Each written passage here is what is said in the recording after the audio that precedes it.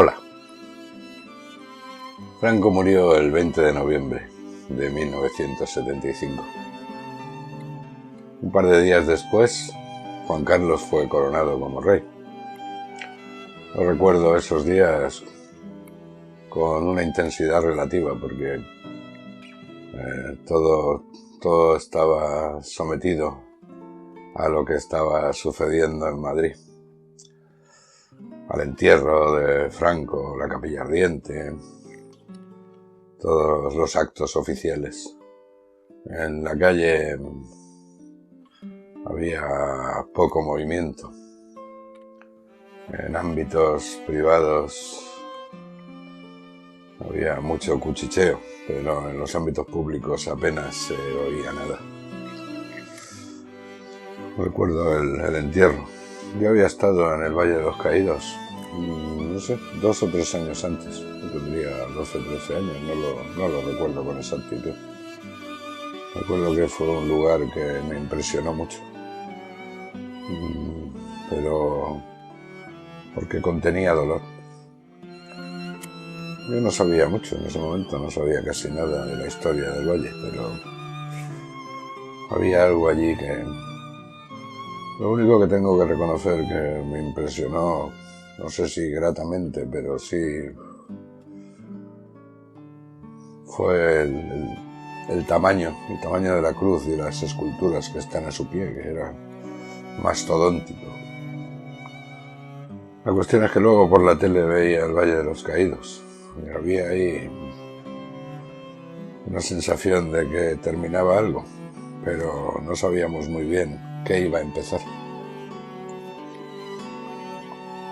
En los días siguientes el rey mantuvo a Arias Navarro al frente del gobierno, pero hubo algún cambio significativo porque entraron en el gobierno 2 pesos pesados del régimen que, sin embargo, ya se habían mostrado aperturistas, que era la palabra que se usaba en aquel momento. Uno era Fraga Iribarne, que había estado de embajador en Londres y que ya llevaba tiempo trabajando para cuando llegara el momento de que Franco desapareciera. Y luego estaba el conde de Areilza, José María de Areilza, que era representante de los monárquicos, y no de los monárquicos específicamente de Juan Carlos I, sino de los monárquicos de su padre, don Juan, que siempre habían tenido cierta distancia con Franco, a pesar de formar parte de su régimen. La cuestión es que no pasaban demasiadas cosas, pero hubo apenas 3 semanas después de la muerte de Franco, a mediados de diciembre, la Asamblea de Cataluña convocó un acto en Montserrat. La Asamblea de Cataluña fue un factor fundamental en la transición, porque aglutinaba a toda la oposición antifranquista, pero no solo a los partidos políticos, aglutinaba también a asociaciones profesionales, incluso personas independientes. Y se fundó en 1971. Había tenido un par de caídas, una Santa María Michancera con 113 detenidos, creo que fueron, porque fue famoso, la caiguda del Sant Tretze. Y luego en Sabadell hubo otra caída de unos 67.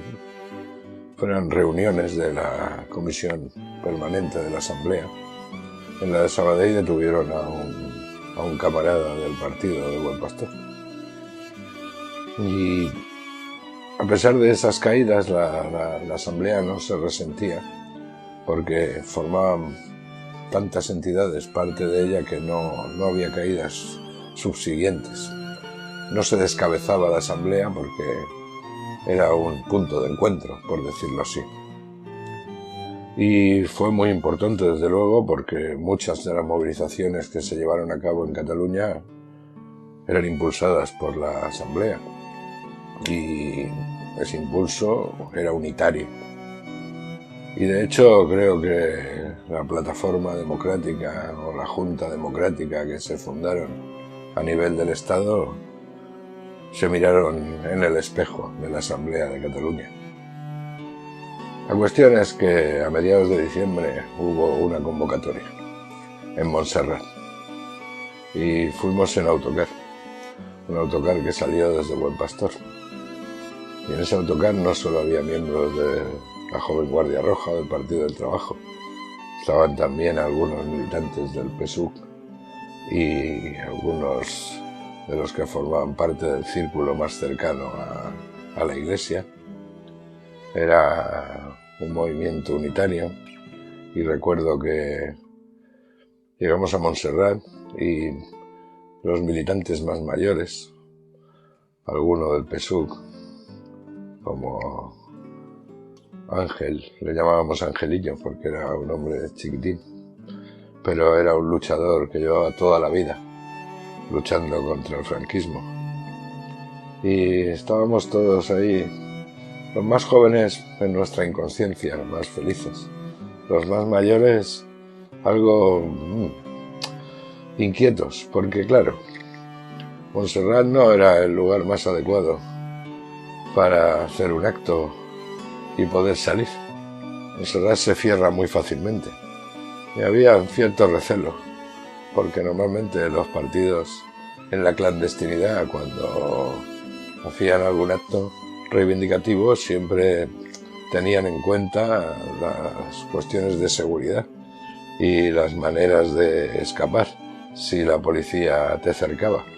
Pero en Montserrat eso era prácticamente imposible.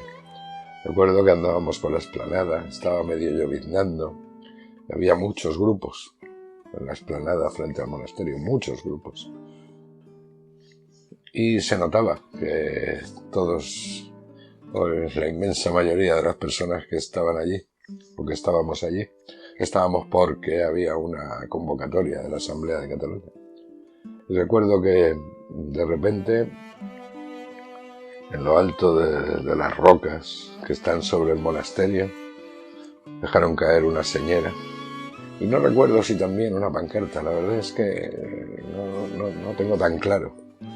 Una pancarta reclamando amnistía, libertad y estatuto de autonomía, que era o fue durante mucho tiempo el lema básico de las movilizaciones de la Asamblea. La cuestión es que en ese momento ese fue el detonante para que todos aquellos grupos que estábamos allí un poco expectantes saltáramos al unísono y se montara una manifestación en la explanada. Había bastante gente. La cuestión es que el acto se llevó a cabo y no pasó nada. Andábamos todos mirando si la Guardia Civil andaba por allí o no andaba por allí. No recuerdo que aparecieran. Y luego, bueno, con la satisfacción de haber hecho lo que íbamos a hacer, después ya volvimos al autocar. Eran unas sensaciones algo agridulces, porque claro, las movilizaciones tenían sentido, pero su trascendencia pública era compleja. La censura del franquismo impedía que se trasladara a la opinión pública lo que había sucedido, pero lo habíamos hecho. Y una vez en el autocar estábamos allí, no recuerdo por qué, críos, éramos críos, no sé quién estaba sentado a mi lado, pero claro, sería como yo, alguien de mi edad, porque nos juntábamos de ese modo, y nos dio por tararear el Cara al Sol. En realidad yo no me sabía la letra del Cara al Sol, nunca estuve en la OGE, nunca estuve en ninguna organización de ese estilo, así que no había aprendido ese himno, pero sí la música, así que nos pusimos a tararear. Y recuerdo que vino Goy siempre... Esta historia sucedió muchas veces. Vino Goy y nos dijo que nos calláramos. Nosotros no le hicimos caso, seguimos con esta tontería. Es más, bastó que nos dijera que nos calláramos para que hiciéramos más ruido. La cuestión es que volvió a venir muy enfadado nos dijo que nos calláramos porque una persona que no conocía, que estaba a su lado, le estaba doliendo escuchar eso. Y es natural, porque en la represión la gente mayor había vivido otro franquismo.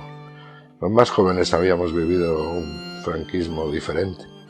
Los más mayores habían vivido otra realidad. Y le dolía escuchar aquello en un autobús que se supone que era de...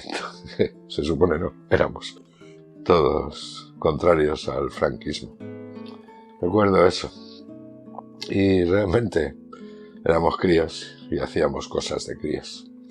Pero después de esa movida comprendí que había un dolor más profundo en muchas personas que yo no había visto hasta entonces, porque, bueno, vivía en mi propia realidad de un barrio obrero, sí, pero no se hablaba de lo que había sucedido 20 años antes o 30 años antes. Y a partir de ese momento entendí algunas cosas, gracias a Goy, a su bronca y también a su explicación. La cuestión es que esa movida de Montserrat, de la asamblea, que sucedió 3 semanas después de la muerte de Franco, fue como el primer paso para las movilizaciones que vinieron luego, porque nos dimos cuenta de que la policía no estaba ahí del mismo modo. Hubiera sido muy fácil cerrar Montserrat y hacer una detención masiva de todos los que estábamos allí, y sin embargo no aparecieron. Y a partir de ahí las movilizaciones empezaron a ser mayores. Ya en el próximo episodio empezaremos a hablar de las manifestaciones de febrero, el 1 y el 8 de febrero del 76, convocadas en Cataluña por la Asamblea y que fueron un enorme salto en la lucha en la calle por el cambio de régimen. Entre tanto, ya sabes, sé tan feliz como puedas. No nos llevaremos absolutamente nada más.